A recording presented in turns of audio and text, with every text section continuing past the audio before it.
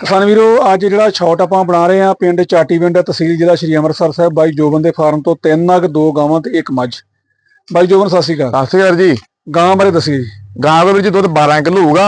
25000 ਦੀ ਆਪਾਂ ਗਾਂ ਦੇ ਦੇਣੀ ਵੀਰ ਜੀ। ਇਹ ਸੂਆ ਕਿੰਨਾ ਜੀ? ਸੂਆ ਦੂਸਰਾ ਹੈ ਵਸ਼ੀ ਮਗਰ ਜੋੜੀ। ਵਸ਼ੀ ਮਗਰ ਰੇਟ ਦਾ ਹੋਊਗਾ ਜੀ 25000 ਰੁਪਏ। ਹਾਂਜੀ ਆ ਝੋਟੀ ਆਪਾਂ ਦੇ ਦੇਣੀ ਆ 65000 ਦੀ। ਦੁੱਧ 10 ਕਿਲੋ ਹੋਊਗਾ। 65000 ਰੁਪਏ ਰੇਟ, ਦੁੱਧ 10 ਕਿਲੋ, ਸੂਆ ਦੂਜਾ, ਚਾਰ ਇੱਕ ਦੀ ਮੈਂ ਸੂਈ ਜੇ। ਲਓ ਜੀ ਤੇ ਬੱਚਾ ਦੇ ਮਗਰ ਕੱਟੀ। ਹਾਂ ਕੱਟੀ ਮਗਰ ਜੀ। ਇਹਦੇ ਮਗਰ ਕੱਟੀ ਜੀ। ਇਹ ਗਾਂ ਕੋ ਦੁੱਧ ਹੋਊਗਾ 8 ਕਿਲੋ ਦੇਣੀ 7 ਕਿਲੋ ਕਰਕੇ ਆ। ਇਹ ਆਪਾਂ ਦੇ ਦੇਣੀ ਆ 11000 ਰੁਪਏ ਦੀ। 11000 ਰੁਪਏ ਦੀ ਗਾਂ ਦੋਸਤੋ ਮਿਲ ਜਣੀ ਜੇ 7 ਕਿਲੋ ਦੁੱਧ ਨਾਲ ਗਾਂ ਵੀ ਤੇ ਨਾਲ ਦੁੱਧ ਵੀ 7 ਕਿਲੋ ਤੇ ਰੇਟ ਦੇ ਬਿਲਕੁਲ ਛੋਟਾ ਜਿਹਾ 11000 ਰੁਪਇਆ।